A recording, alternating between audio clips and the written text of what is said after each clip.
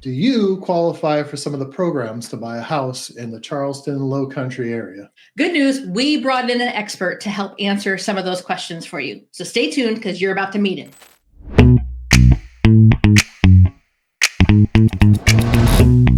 So, hey, thank you so much for being here. We would like to introduce you to Max Ballard. Max, give us a short little intro on who you are and what you do. Absolutely. Appreciate you guys having me. So I work for Guaranteed Rate Affinity, which is a mortgage company that is owned by the parent company Coldwell Banker and Guaranteed Rate. And I've been doing mortgage lending for 27 years. Even though I don't look that old, I've been doing it for a long time. So have closed a few loans in my years of doing the business here, and really not that much has changed. I mean, there are new products that, come out here and there, but mortgage lending is, it's kind of a constant. It's something that has been around for, 100 plus years. It's a way for homeowners to buy a home who don't have cash, and there's different ways to go about it. And it's really a kind of a unique experience. It's going to be up to the individual and their abilities and their down payment, their budget. There's a lot of factors that go into financing a home and qualifying for a mortgage. So that's my kind of 30,000 foot down view of the landscape. And I'll leave it up to you guys for some questions, please. Sure. Well, the first question I have is, what is the number one question that you get from people that are wanting to move here from out of state? Wow. I think I hear a lot about people and their concerns, especially if someone is moving here from another state and they have a house to sell somewhere else. Can I qualify without selling that home? I mean, that seems to be kind of one of the number one questions I get these days is, I'd like to buy this house. I don't want to do it with a contingency to sell my house. What can we do to make that happen? So, in a number of ways that we can go about that for folks as well. There's some different things if they can't get their house under contract or they need proceeds from that home. There's, home equity lines, there's bridge loans, there's different ways to tap that equity to bring it into the current house that they're trying to buy in Charleston. So, just different ways to plan and go about that whole process. But that is probably one of the top questions is, I've got a house to sell. How do we do that? I'm sure there's a timeline. Obviously, they're going to reach out to us. Hey, we want to buy. We want to move to Mount Pleasant, or we want to move to, West Ashley or Somerville or whatever. And so we're like, okay, first thing we're going to ask them is, do you have a job here, or are we looking at like retirement? And then the second question is, do you have a house to sell? Here, talk to Max.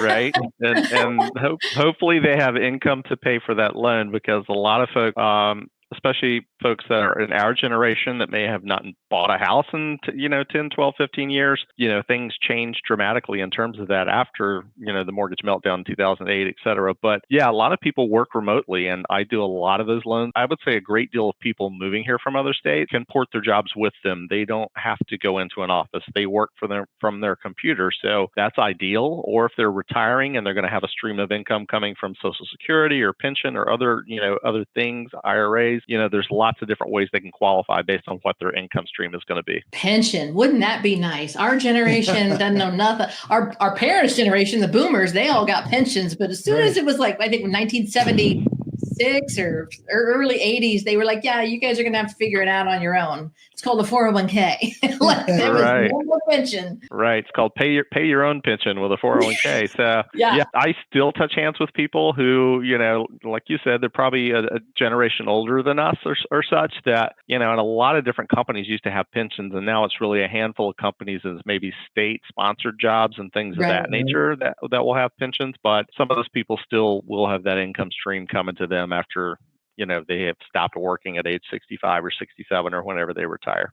How dreamy. For those of us that work for ourselves, how dreamy that is. But obviously, usually, what is it? First responders, teachers, and like state employees that get those. But either way, they probably went through a lot to get it. So praise the Lord, they can have that. Yep. So in our generation, a lot of us are moving across country or to another state to try and start, the second season of our life. And then they have kids or they have adult children that have the grandkids, and they don't want to be far from them and they want them to come with. So how does that work if they want to help, gift money to help, whether it be with a down payment or closing costs? How do they help bring them along? Maybe not by the same size and awesomeness of house that, the Gen Xers are going to get, but get them into a house here. How would that work? Well, and then also too, a side note, the money that they would get what's the best way to use that as far as you're concerned? Yeah. Sure. And I see that quite a bit. And that's something that you and I had talked about, Angel, is there is two problems right now. One is the prices of the homes, and they continue to go up. And then the rates, which have not been cooperative with us in recent months, make the barrier to home entry kind of tall for a lot of folks who don't have a huge amount of income. So I see parents, grandparents, family members, non-family members helping the younger generation out a lot with down payment, with gifts for either the down payment or closing costs or both. And, there's usually the gifts can be used towards either or, the closing costs or the gift, or a combination of the two. But usually we get a gift letter from whoever the donor is. We have to validate that those funds are legitimately in the system. They're not coming from some mattress money or some untraceable source. So there's usually a verification process of, hey, here are the funds coming from mom and dad. Yeah. This is the account they're in. And then we usually have them wired to the closing attorney so that we skip a few steps in the process and don't show it coming out of their account into the kid's account, out of the account into the attorney's account. It's much easier simply to go straight from the parent to the attorney. And it's usually done a couple days before closing. But the nice thing with, the kids is a lot of those guys qualify for some first-time buyer programs that have excellent rates. They may have their own down payment assistance programs of their own. So when you can combine that with a gift from a parent and down payment assistance from a forgivable grant or a state-sponsored entity or a nonprofit or something like that, it makes that payment much more attainable for them to manage and to qualify.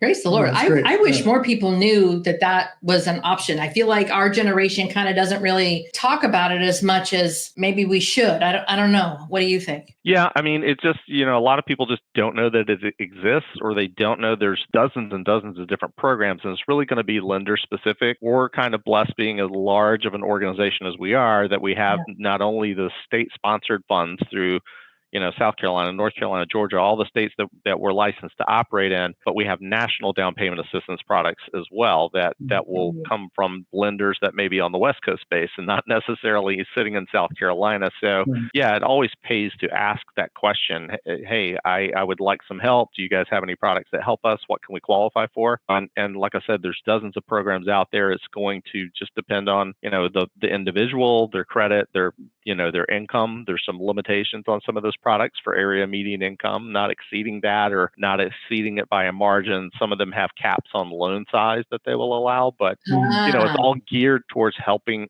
them get into a house.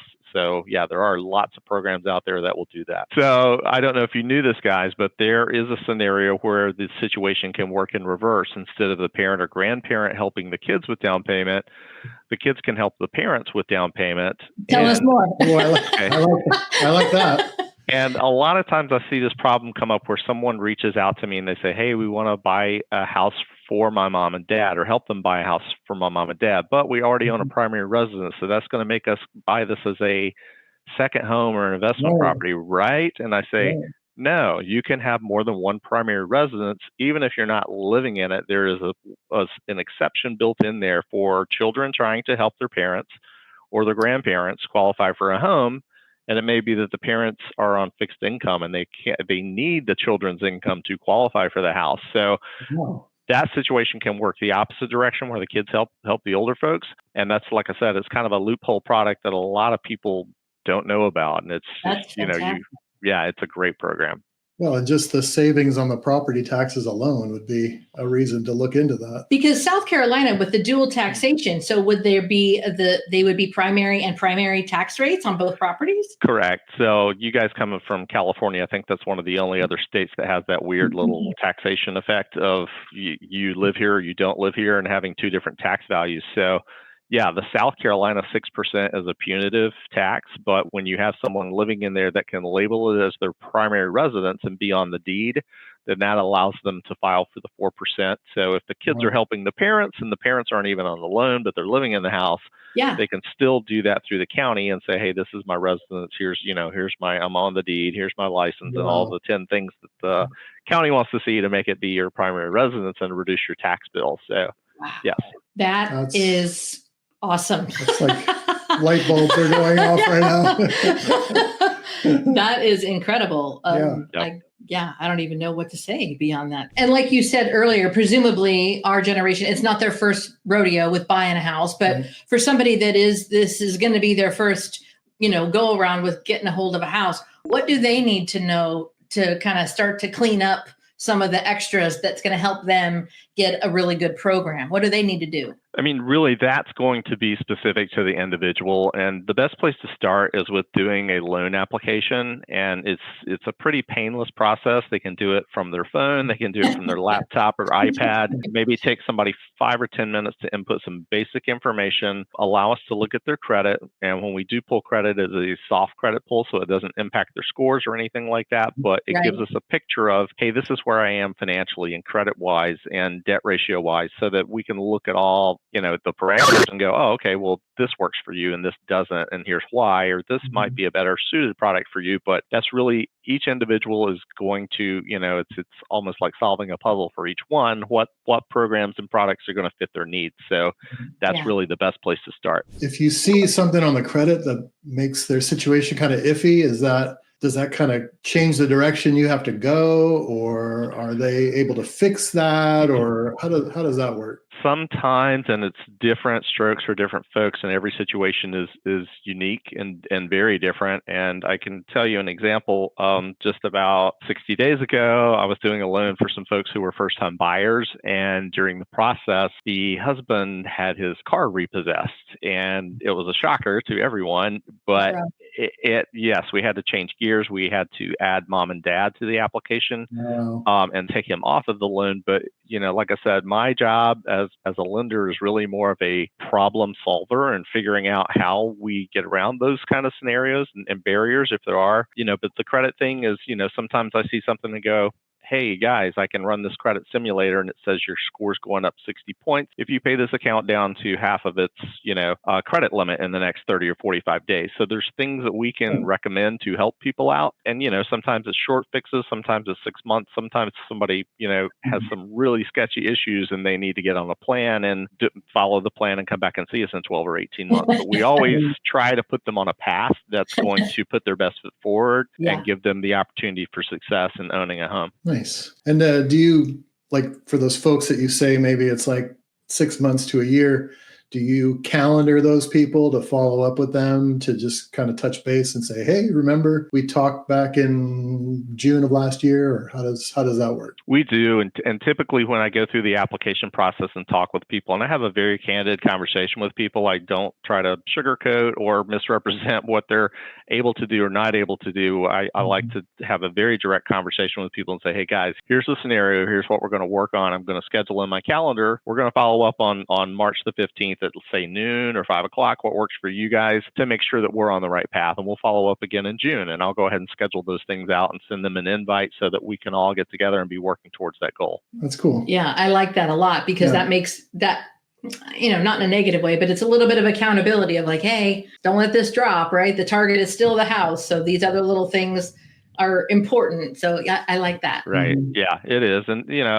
people need to be held accountable and they need to take action. A lot of people get very excited, but then they hear negative news about they can't buy or whatever, and they put it off for 6 or 12 or 18 months. And then, as you and I know, they go back to buy the same house and now it's $30,000 more than it was last year. So it behooves everyone to, everyone always says today is the best day to buy. And it really is, with where prices are going and everything else. Is just, if you can find a way to do it, homeownership is the gift that keeps giving. It builds equity, it builds wealth, it's roots in the community. Lots of different great aspects to owning a home. And, I wish everyone could, but, if they can't, we can hopefully figure out a way they can. So, and it's sometimes the first house, back to helping out the next generation. The first house is not usually the house that you stay in forever and ever. Amen. It's usually the first one that you get in, and then you move up, and then you move up again, or you move over, or you go big, or you add in this. Like, I think a lot of times people think that the first house is the house. And it's like, it's just the first one that you get into. Like, it doesn't have to have every bell and whistle. It's the springboard to the better house or the next house. And that's our job as our generation, is to educate, the people behind us, is like, it's not going to be the forever house. It's going to be the house that helps you get into the market. Because once you're in the market, you rarely leave it. right? Yeah. Right, exactly. I mean, yeah. Once I can remember when I bought my very first house in the mid '90s, and I think we stayed in it for 3 years maybe, and we can't remember, we made 30 or 40,000 when we sold it. And we thought we were rich. We struck gold, and it's like it's all in. Right, it's all in perspective, but right, it doesn't have to be the be all end all house as long as it Right, works for you and your situation and your family. right, It could be a fixer upper. It could be a lot of things with the plan of, hey, we're going to live here for 3 years and sell it and take our 50, 60, 70 grand in equity and move on to the next kind of thing. So it's always a wealth building process. What do you think 2025 is going to hold for? I don't know. I don't want to speak to your profession, but the rates aren't really going to move too much. But what do you see? Do you think people are getting back in? I think 2024 was kind of rough. 2023 and 2024 were kind of rough, and we thought we were really seeing some reprieve in summer of 24 going into the fall, and then of course things kind of started, oh wow, the inflation's not as great as we thought it was in terms of recovery. Oh wow, the job market is stronger than we thought. So I mean, there's a lot of things that are holding the rates where they are. Anytime you have what happened to us in 2020 with COVID and the government spending and those kind of subsidies and everything, it always trickles out in the economy, and it always takes a while to wash out. So I would love to say, hey, rates are going to be 5 at the end of this year. I don't think they're going to be. Our chief capital markets guys don't think they're going to be. They think we're going to probably land in the low 6s by the end of the year, which that's an improvement in where we are today, because we're 100%. In the mid 6s to low 7s, depending on the loan type and credit scores and everything else. But I think that Charleston is a very insulated market in terms of the real estate aspect. Everyone wants to live here. It snowed for the first time in 7 years last week, which hey, everybody wants to live here because it doesn't snow. You know what I mean? But I think our values are going to continue to go up regardless of what the rates do, because no one can control those rates. We can be in control of our financial future, though, by being homeowners, by being smart about how we're utilizing funds, no matter what the rates are, et cetera. So it is a sticky wicket with the rates, and I know it's discouraged a lot of people from buying. But if you have an opportunity to talk to a lender and figure out, hey, what can we do? There's lots of different things with temporary rate buy downs, with permanent rate buy downs, with things that can make that payment fit into your budget. That it just requires a simple conversation with someone, figuring out what the options are and figuring out how to move ahead. If someone is looking to get into a property or to work with you, are there ways that they can minimize their out-of-pocket expense? Like, are there programs that would reduce the amount of cash that they have to put into it to get started? There are, and we kind of touched on that earlier with some of the first-time buyer programs. And some of those programs with down payment assistance, you don't have to be a first-time buyer. There's lots of programs geared towards different CRA initiatives, such as different low to moderate income sections of the markets. As long as you're not making more than median income, there's different programs that will allow you to have down payment assistance and still have some great rates, and you don't necessarily have to be a first-time home buyer. So it would behoove anyone to kind of explore that's trying to conserve their money and use that money for other goals. There are lots of programs out there that will allow you to finance 100% of the purchase price of the house. Yeah. And the thing that we always have to remind clients of is like, okay, just because you're getting all of these goodies with the loan, you still have to pay for home inspections and you still have to pay appraisers. So those fees don't go away based on the type of program that you get. We still need you to have some cash for those type of things while we're buying the house, right? Correct. I mean, pretty much every house, and depends on the purchase price, et cetera, but you're talking probably 2 to 3% of the purchase price of the house is going to be closing costs, and that could be setting up the escrows, paying for the appraisal, different things that are variable costs on that loan. But yes, somebody is going to need to pay those, be it the seller or the buyer or mom and dad's gift, or they're going to have to have some cash into the equation, most likely. Yes. Yeah. I do think that's something of value, and that's really in this market where you got 55 and plus communities, and you're seeing that everywhere now, not just in Cane Bay. That's something that has value to a lot of people, and I'll email you guys some information on that, and we can talk about it over the phone, in the office, whatever. But yeah, I mean, we talked about first-time buyers, down payment options, gifts. Are there programs for senior citizens or anything like that? I mean, really reverse mortgages is the senior citizen product, so Yeah. to speak, you know. Well, before I forget, thank you so much for coming, Yeah. talking to our audience. It is our generation. We are Gen Xers, so we're kind of all in this same window. So thank you for that. But then also, where can people get a hold of you? Yeah.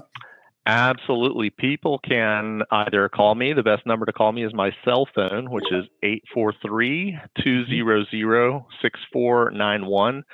Or you can visit me on my website, and that website is grarate.com/Max Ballard. So Nice. appreciate you guys letting me speak with you and your audience. And hopefully you guys have a great rest of the week without snow, and get out and enjoy the warm weather we have here in Charleston. So It's thank you guys. fantastic. Thank you so Appreciate much, it, Max. Max. Yay. Absolutely.